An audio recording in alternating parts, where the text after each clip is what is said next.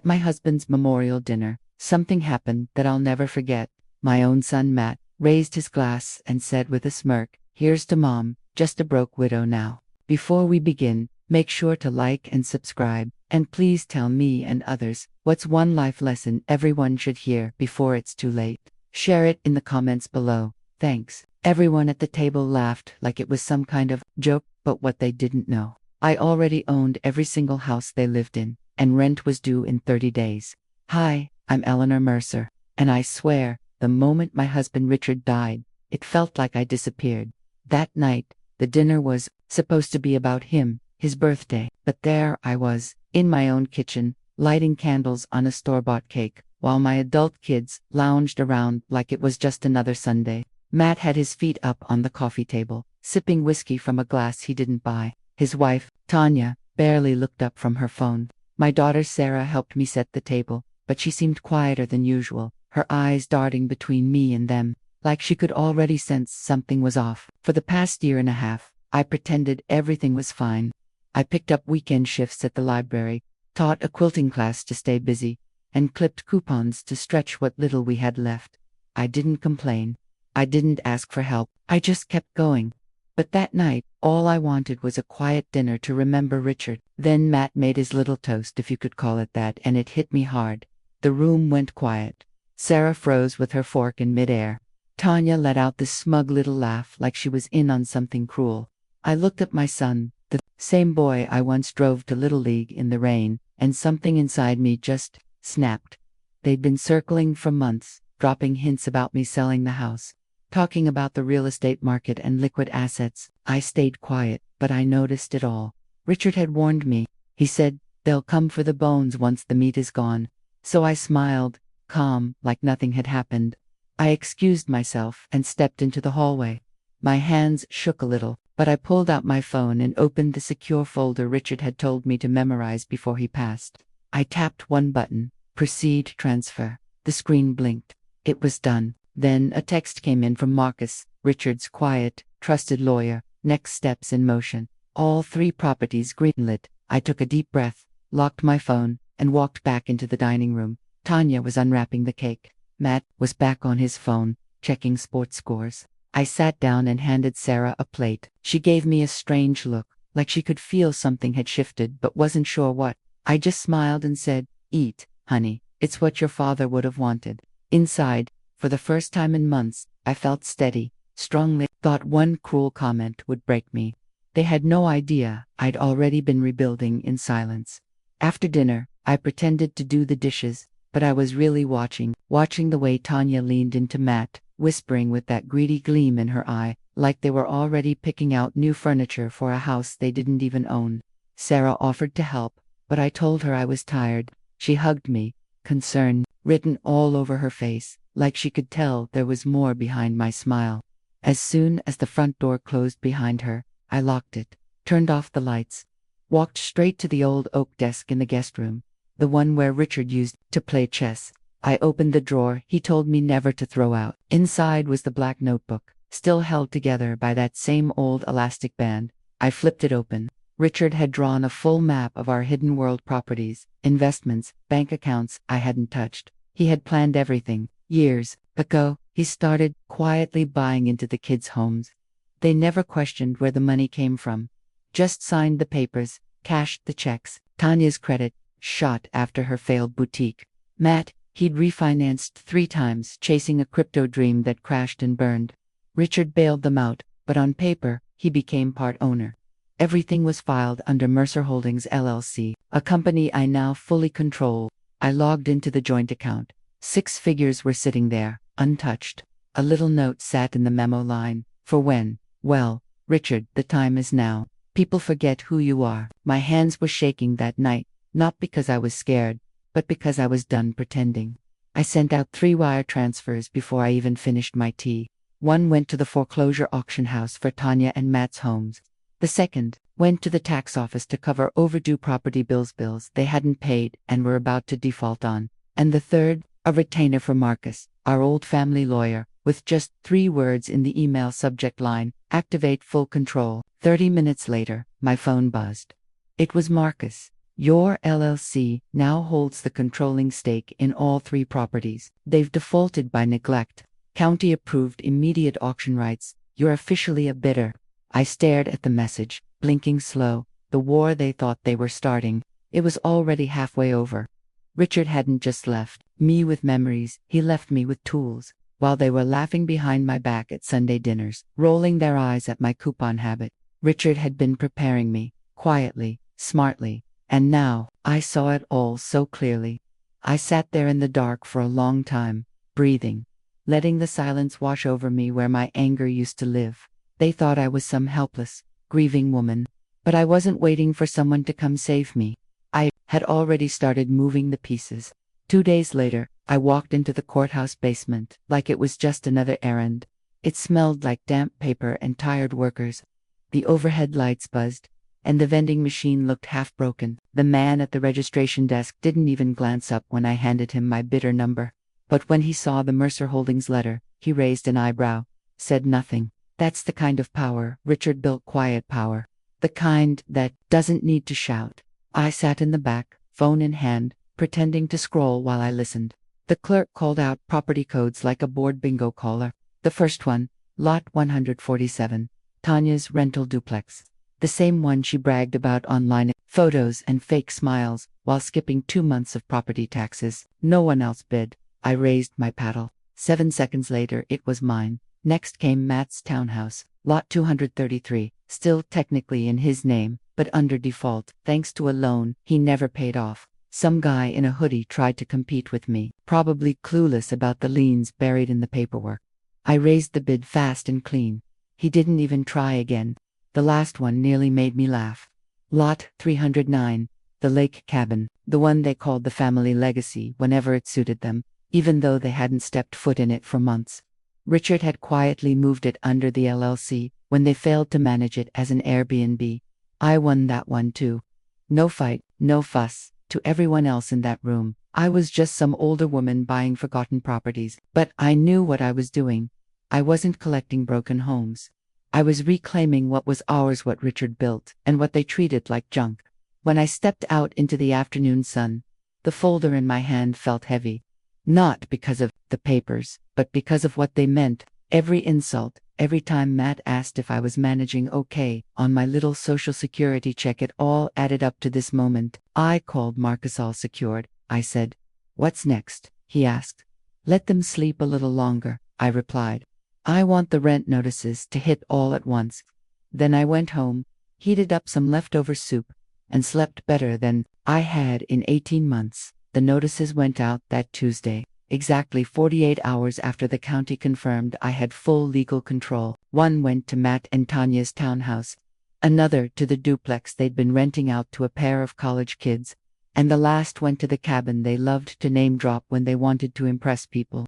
The letters were clean, formal, stamped, with Mercer Holdings at the top. Each one included a 30-day rental agreement with the new monthly rate fed, but firm and a legal note from Marcus, making it clear they were now tenants by default. I didn't call them. I wanted the shock to come the moment they opened the envelope. Sarah was the first to call. Her voice was breathless, confused, not angry, just stunned. Mom, what is this? Are you serious? I didn't lie. Yes, honey, I said gently. Your father and I owned more than we ever told you. And this is how I've chosen to handle it. She didn't yell. She didn't argue. She just went quiet, then whispered. I knew something was going on. I just didn't know it was this big, Sarah said quietly. Then she asked, Are you okay? And for the first time, I actually believed she meant it. Tanya texted next.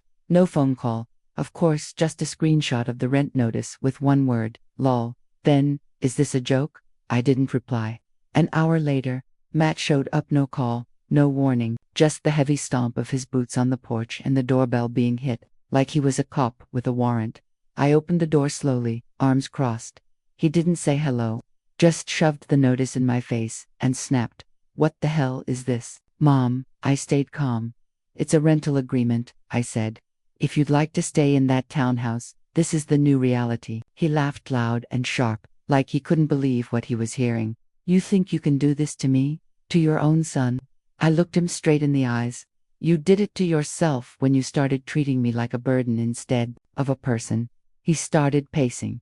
His voice got louder. He accused me of being petty. Said I was betraying the family. Claimed Dad would have never approved of this. And that's when I lost it. "Don't you dare bring your father into this," I said, voice shaking not from fear, but from truth. He spent his whole life making sure we wouldn't end up controlled by anyone, not even by our own children. Matt didn't say another word. He just stood there, breathing hard, then turned and walked out. That night, around 8, someone knocked again. It was Tanya. She didn't look at me, didn't say anything, just held out the rent check like it was a dead rat between her fingers. I took it without blinking. She turned around and left. No thanks. No goodbye. I stood in the doorway, holding the check, and that's when it hit MIT had actually happened. I wasn't this sad little widow anymore, tiptoeing around their moods. I was their landlord now, and I planned to keep it that way. 3 weeks went by. No calls from Matt or Tanya. Just rent checks in the mailbox on time. No notes, no eye contact, like they were paying a bill they hated. I thought the silence meant they'd accepted it, that maybe, just maybe, they'd realized I wasn't backing down. But then one morning, hidden between a grocery flyer and a refill notice for my arthritis meds, I found an envelope. No handwriting, not from the bank. Return address, Westmore Law Group. I hadn't seen that name since Richard's probate paperwork. My stomach sank. I sat at the kitchen table, used my house key to slice it open, and read every word twice. Then a third time, slower. By the time I finished, my tea had gone cold. Tanya, through a lawyer, of course, was accusing me of using undue influence and predatory legal tactics to steal a family trust asset. The letter was full of fluff and legal mumbo-jumbo, but the message was clear. They were gearing up for a fight, hoping I'd panic, that I'd back off just to keep the peace. I didn't. I forwarded the letter to Marcus. 20 minutes later, he called. "We knew they might try this," he said, "but everything we did is clean. Let them waste their money. I'll respond." I nodded, but I wasn't just angry. I was sad. Sad it had come to this. Sad that my own children would rather sue me than just ask why I made the choices I did. That night, I couldn't sleep. I kept thinking about Richard, about the warnings he gave me, about how he once said, "Entitlement grows fastest in soil we water ourselves." Back then, I didn't understand what he meant, but now, I saw it clearly. Every quiet favor, every loan, every time we bailed them out and never asked for thanks, those were the seeds, and now the roots were choking everything. 2 days later, I got the official court summons. Small claims court, nothing serious, just annoying. I dressed sharp that day, hairpinned, pearls on. I walked into that courthouse like it was Sunday morning, and I was heading to church, because that's how Richard would have done it. Tanya and Matt sat at the front with their lawyer, whispering and smirking like a couple of teenagers in detention. I just waited, calm, while the judge went through the motions. Then Marcus stood up. He laid it all out: title transfers, payment records, tax liens, every file, every form, and then, clear as day, he said, "Ms. Mercer didn't seize anything. She simply collected what they abandoned." The judge asked 2 quick questions, barely glanced at Tanya's lawyer, then dropped the gavel with a sigh, like he was annoyed. The case even made it this far. Case dismissed. Tanya looked like she swallowed a lemon. Matt stormed out without a word. I stayed seated for just a second longer. Just enough time to let the wind sink in. Not like a parade or a celebration. More like that moment when you finally come up for air after being underwater too long. I walked out of that courthouse without a smile or a speech. Just one quiet thought running through my mind. I didn't win because I fought harder. I won because I stopped waiting to be treated fairly. And 2 months later, I hosted another family dinner. Same house. Same long oak table Richard built with his own 2 hands 30 years ago. But this time, I only set 5 places this time instead of 8.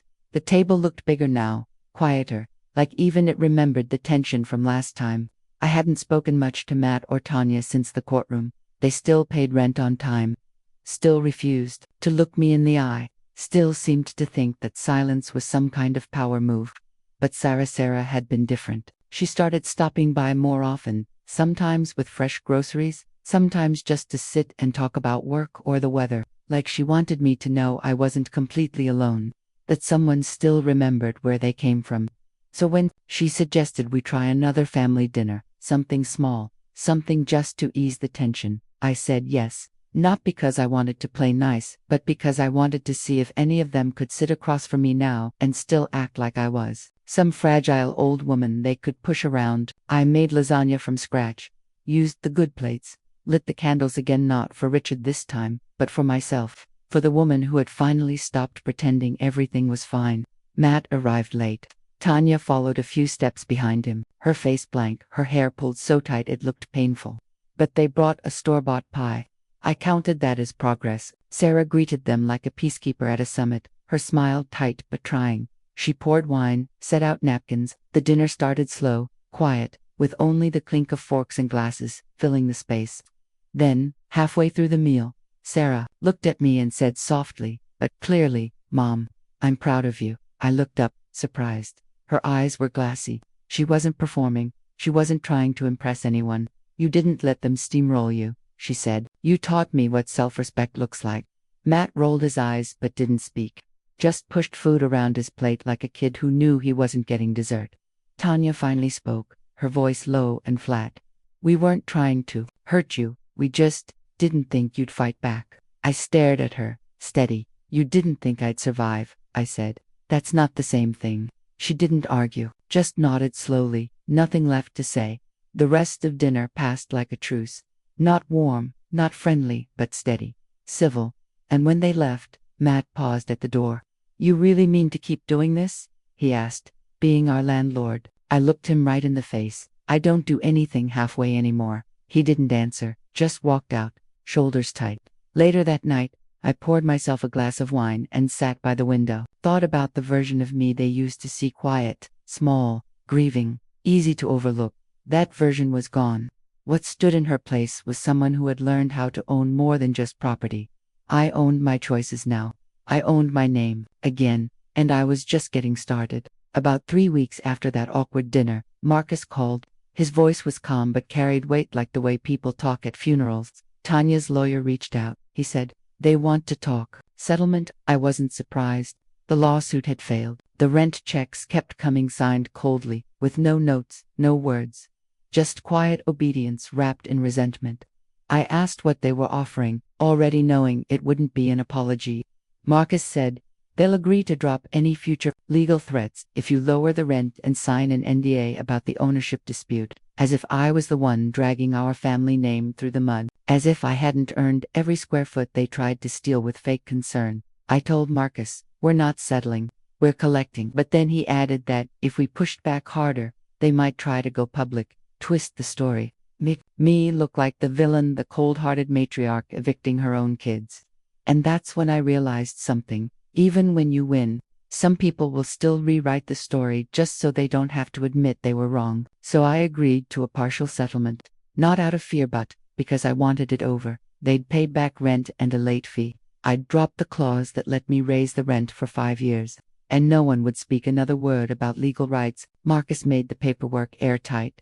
I signed it with a long, quiet sigh, like I was finally sealing up a room in my heart I didn't need to walk into anymore.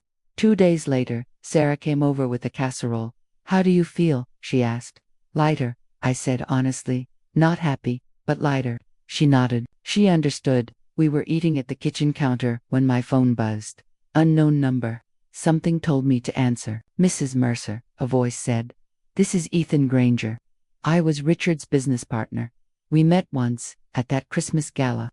"Yes," I said, slowly trying to place the face. "I just found out about Richard's passing. I don't want to bother you, but I've been trying to reach the current owner of 143 West Haven, the cabin property." I told him he was speaking to her. He laughed, surprised. "That's incredible," he said. "I've wanted that land for 5 years. Richard always told me he'd never sell. But if it's yours now, I'd like to make you an offer." I didn't say yes. I didn't say no. I told him to send it in writing. After we hung up, I sat there staring out the window. The casserole had gone cold. And for a long, quiet moment, I realized something strange. It didn't feel like I was being offered money. It felt like, for the first time, I was being seen. Not as someone filling space or someone grieving in the background, but as the one who owned the room. The one who made the decisions.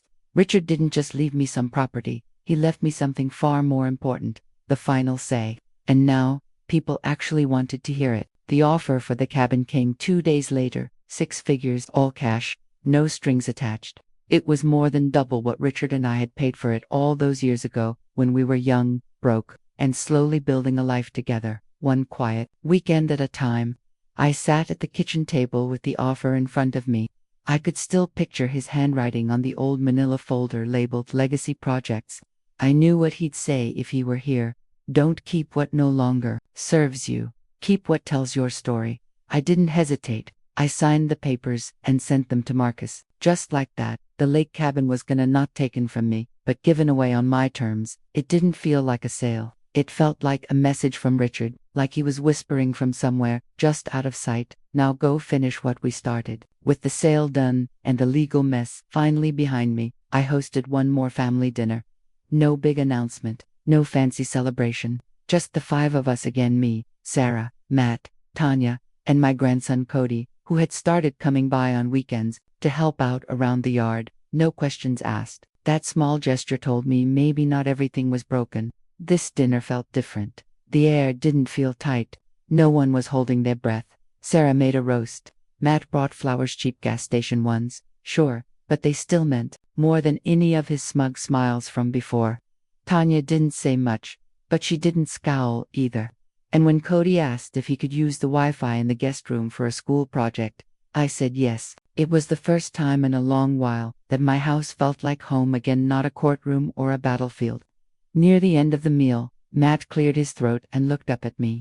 His voice was low, like he'd been holding it in for months. I was angry, he said, but mostly I was embarrassed. I thought we were protecting you. But really, I didn't want to admit how much control you still had. I'm sorry, Mom. It wasn't dramatic. It didn't magically fix everything, but it was real, and it landed in my chest like a soft weight I didn't know I needed to let go of. Tanya didn't speak, but she pulled out the rent check, not with the usual stiff fingers and fake smile. This time, she handed it directly to me, looked me in the eye, and gave a small nod. I nodded back. Not forgiveness, not yet, but something that felt like the beginning of it. After they left, I stood by the window with a warm cup of tea, watching the porch light flicker across the empty street, and I thought about all the things I'd been called this past year. Widow, old, broke, irrelevant. None of it stuck. Not because I shouted them down, but because I answered them with proof. They said I was just a sad little widow, and I'd pay me rent. And next month, I'm turning that cabin money into something bigger. I'm starting a small community center for single mothers and widows like me. It'll have a playroom, legal resources, and a coffee machine that actually works. Always. Because if I've learned one thing in this whole mess, it's this. The world doesn't hand power to women like me. We take it, quietly, brick by brick, and we build our own table. And one day, they finally look around and realize, we own the chairs too. That's today's story. If it touched you, leave a like and subscribe. And don't forget, share your own life lesson in the comments below.